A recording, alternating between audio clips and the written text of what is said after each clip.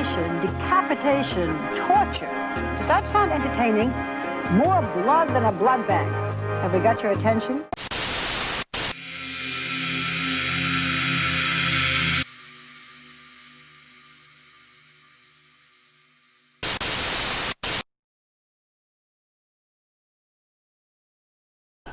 Welcome back, terrestrials, to the Quarantine Movie Reviews.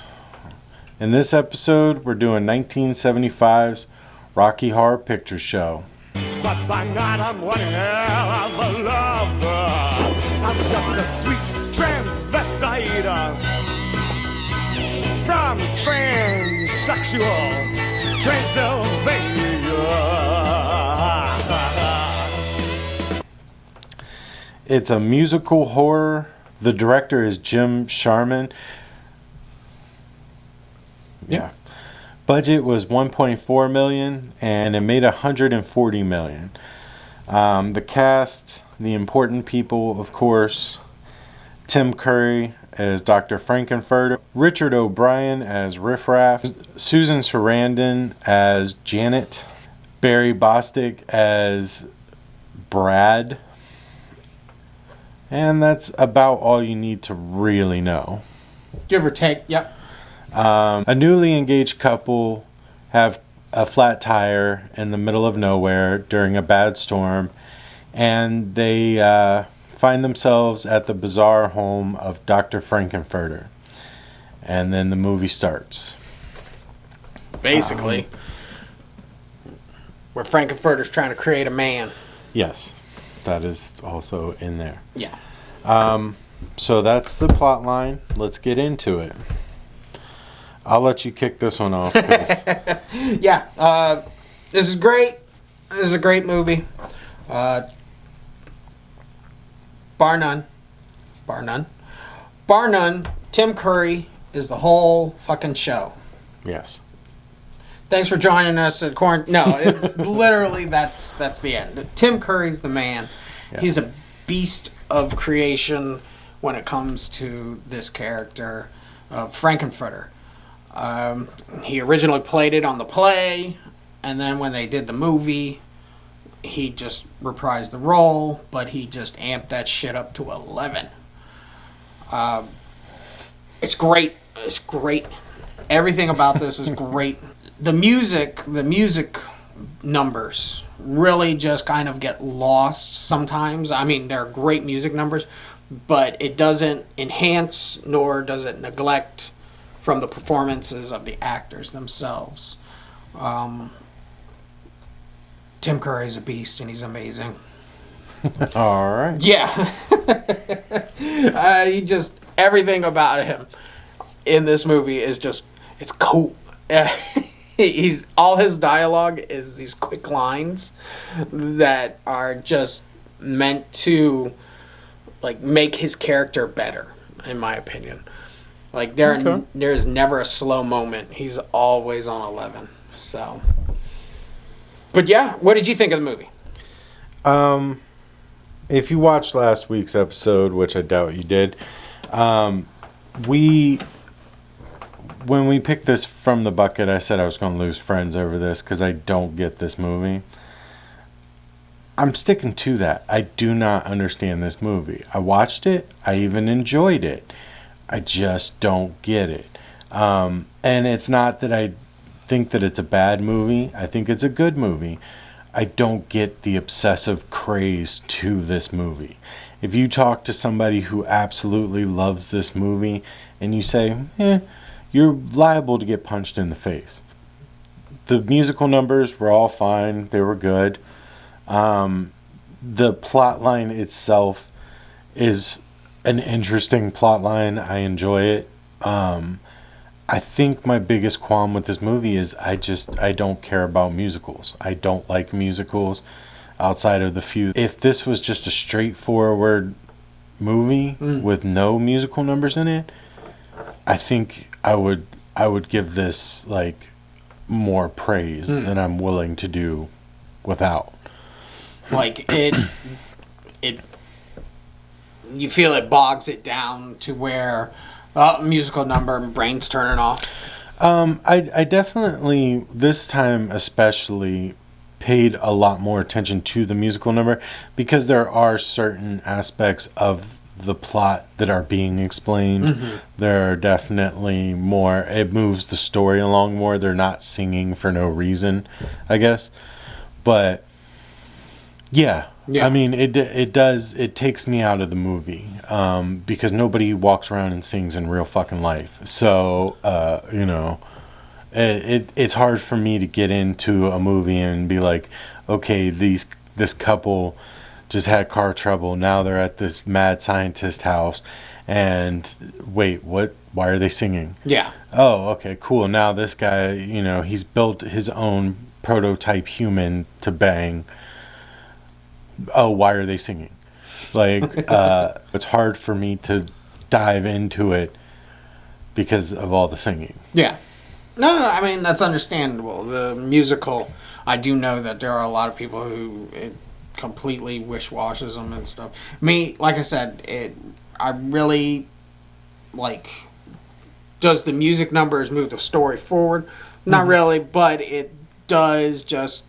It's time to take a break. Okay, musical number and stuff. Yeah. Okay, and now we're back into the movie. Because especially there is a lot of songs. There are a couple songs that carry the movie. Yeah. But there's just a lot of songs that are just like, the movie ends on a grand musical stage and stuff. Yeah. Where it's like, what's going on here? Right. And like that was the one thing, like I was saying, some of the musical numbers push the plot further. Like it gives you a little bit of explanation and it moves it into the next scene. Yeah. But yeah, I do want to take a quick second before I keep bitching. Yes, Tim Curry was fucking amazing. He is the only reason I continued to watch that movie. Yeah. Columbia's voice is annoying. Magenta is completely purposeless throughout this movie. And Riff Raff is a dick.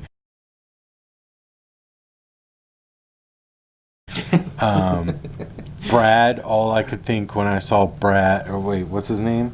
Yeah, Brad Majors. Yeah, all I could think when I saw Brad was, they're coming to get you, Barbara. Nice. Like, and Janet, I kind of liked her character just because she was just 10 minutes in, she was clapping.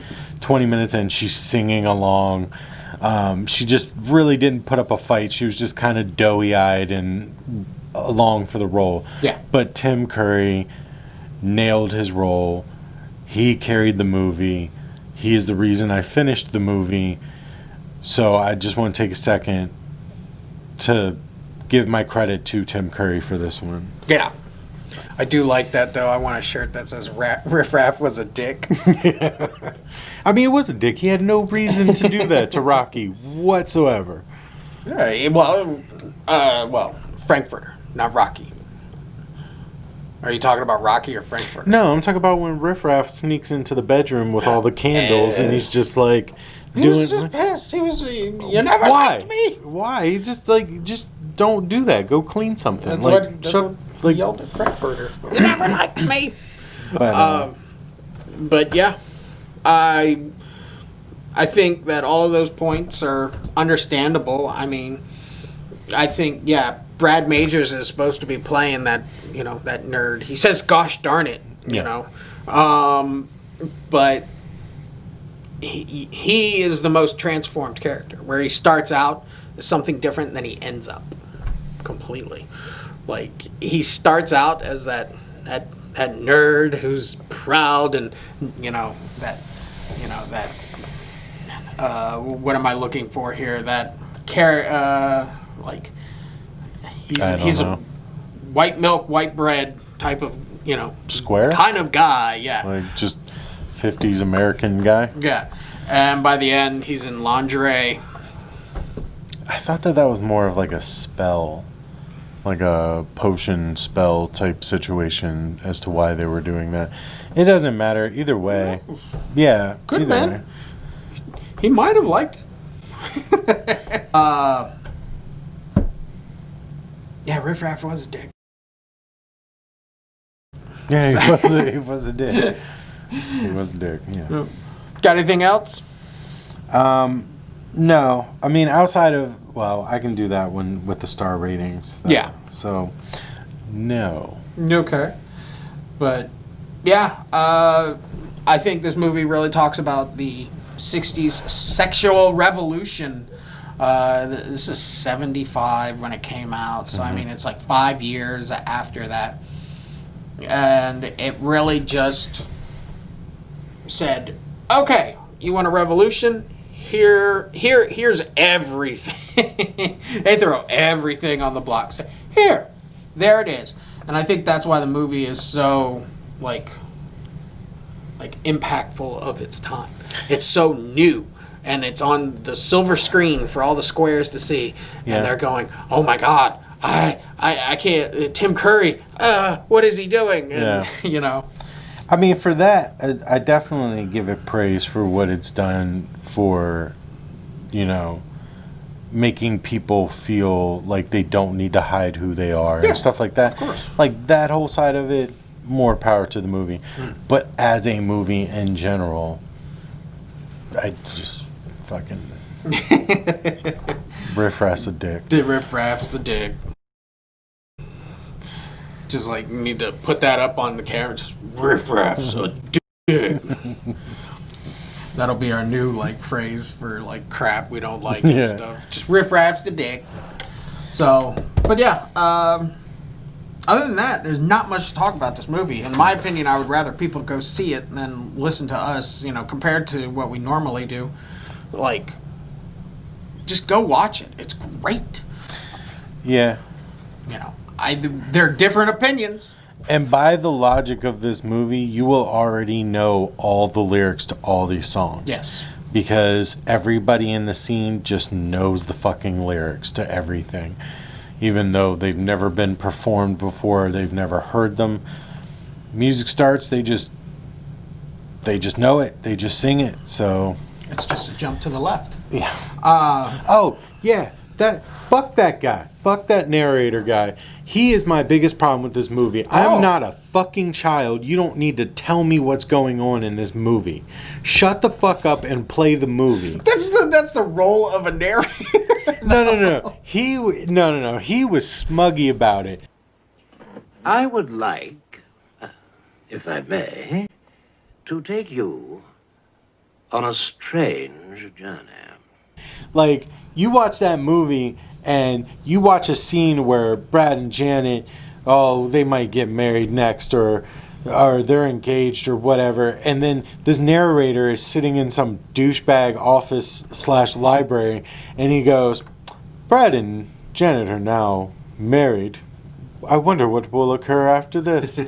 I just saw that. Shut up. Fuck you. No. Mm-mm. You know what? I should take away a star for that guy. I fucking hate that guy. I hate that was in that movie so much. It did nothing but just annoy me. It just recapped what I just finished watching. It foreshadowed way too hard into the future. And yeah, even his stupid little, it's just a slide to the right. I'm watching them do that. I don't need you to do that. Whatever. All right. Goose Fraba. All right. All right. Well, you got anything else? No. Best thing about this movie is Tim Curry. The worst thing about this movie was nothing. The narrator. Like I said, we have different opinions here today, ladies and gentlemen. So, Jacob, what is your star rating? I give it a 3 because it is good. I would recommend it. If you haven't seen it, go watch it. Fuck that narrator. Outside of that, it's a good movie. But I don't get the craze behind it. Mm-hmm. But yeah. What do you give it? I give it 5 stars. Whole 5 stars. Top rating. Yes, this movie is nostalgic. I have fun watching it. Okay, I have I really like this movie. Yes, when you're talking about there's going to be some people out there who are, I'm the one that's sitting here going, but it's Rocky Horror Picture Show, Jacob. Just sit back, eat your popcorn, and watch the movie. But I don't need to watch the movie because the narrator's going to tell it to me. yeah, but I enjoy this movie. I put it on at least once a year and just get immersed into it. So yes, I give it 5 stars. Go watch, own it. You know, don't rent, own it. Physical copy. Yeah. So, yep. And that is the rating of the stars. All right. Yep. Well,